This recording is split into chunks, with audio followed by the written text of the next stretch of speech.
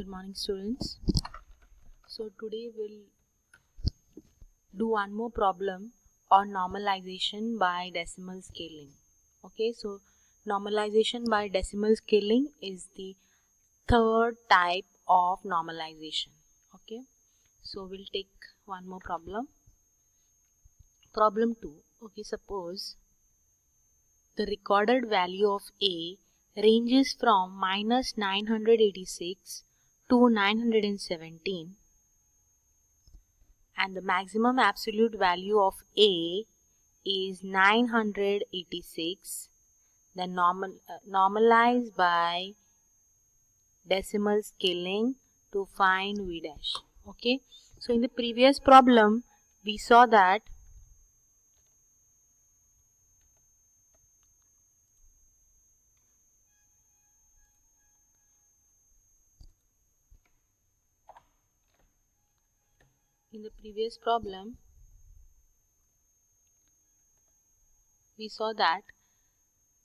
A was given, only one value was given, 35, and then we were told to find V dash, right? But here in the second problem we are given range, okay, that is from minus 986 to 917. Okay, so in this range there are many values, right? Now in this range you have to find the maximum. If this was not given, if maximum absolute value of A was not given, then you had to find the maximum absolute value of A. And how to find it? You have to find the absolute value of each value. In this, see, it is starting from negative, right? But the modulus of, or the absolute value of minus 986 will be 986, right? So this is the greatest value or the maximum value in this full range. Okay, then once you get the maximum absolute value, you count the number of digits in that value. So there are 3, so J is 3. Now how do I find the V dash? The formula is very simple. It's V dash equal to V upon 10 raised to J. So V dash is what? V dash equal to V. So here to find V dash we have two values. We have to take both the values of V, that is minus 986. So minus 986 upon 10 raised to 3. 3 is because J is 3. That is 1000. So minus 986 divided by 1000, I will get minus 0.986. Then again you find V dash for 917. So 917 divided by 10 raised to 3. 3 again because J is 3. So 917 divided by 1000, I will get 0.917. So the range minus 986 to 917 will be normalized to minus 0.986 to 0.917 using decimal normalization by decimal scaling. Is that clear? So when range is given, how it is done, and when a single value is given, how it is done, we have already done both the problems. So this finishes your normalization problems. Okay, min max normalization, z-score normalization, and normalization by decimal scaling. So we have covered all 3 types of problems. These problems are very important. Okay, so next we move on to the next topic, that is correlation analysis.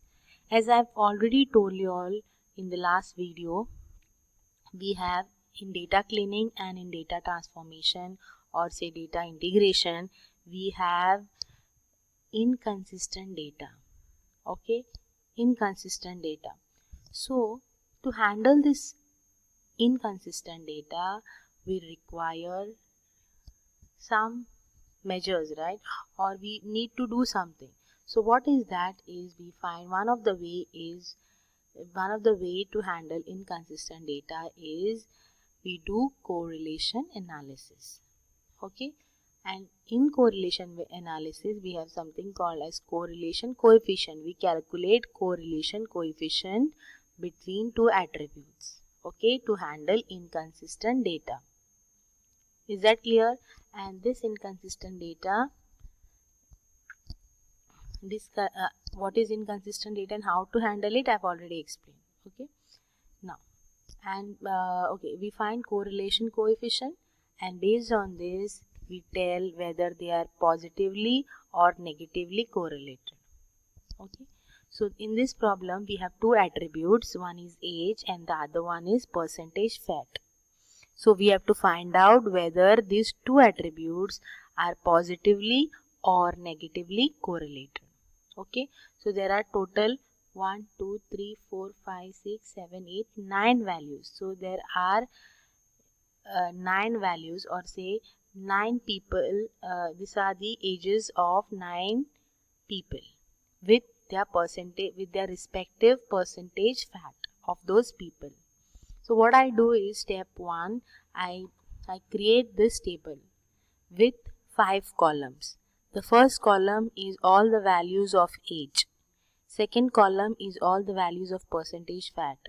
Third column, what I do is I find or I subtract the mean value what I have calculated. See this mean how I calculate? I add all these values and divide by 9, because there are 9 values, 1, 2, 3, 4, 5, 6, 7, 8, 9. Okay, so mean of age how I'll get? 23 plus 23 plus 27 plus 27 plus 39 plus 41 plus 47 plus 49 plus 50 divide by 9. That will give me mean of 36.222. So this is mean of age. Similarly, I find mean of, this is mean of percentage fat, that is 9.5 plus 26.5 plus 7.8 plus 17.8 plus 31.4 plus 25.9 plus 27.4 plus 27.2 plus 31.2 divide by 9 will give me a mean of 22.744. Okay, this is how I get mean of age and the percentage fat. Then I'll come to the third column. Third column is I'm subtracting this mean value what I've got from each value of age. That is 23 minus 36.22 will give me minus 13.22. Similarly, 23 minus 36.22 will give me minus 13.22. 27 minus 36.22 will give me minus 9.22, and so on. Similarly, 41 minus 36.22 will give me 4.778. 50 minus 36.22 will give me 13.7778, and so on. Okay, this is how I get the third column. Then we'll move on to the fourth column. Fourth column also same. Whatever value percentage fat, that is 9.5 minus 22.744 will give me minus 13.244. Similarly, 26.5 minus the mean, that is 22.744 will give me 3.556, and so on. And the last number 31.2 minus 22.744 will give me 8.4556. This is how I get the fourth column. And last column, in order to get the last column, I multiply the third column with the fourth column. So this value with this. So that is minus 13.222 multiplied by minus 13.244 will give me 175.201057. Similarly, minus 13.22 into 3.7556 will give me minus 49, and so on. Okay, so I get this last column, that is fifth column, by multiplying third column and fourth column. Then what I do is I find the sum of the last column. Okay, and the sum is 571.611. That is the sum of the last column. Okay, so this is step 1 of finding or to find correlation coefficient. Next is step 2.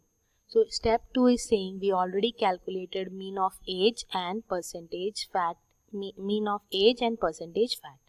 And now we are calculating standard deviation of age and percentage fat. This is standard deviation of age and this is standard deviation of fat, percentage fat. So these are the formulas to find the standard deviation. Okay, so that is square root of sum of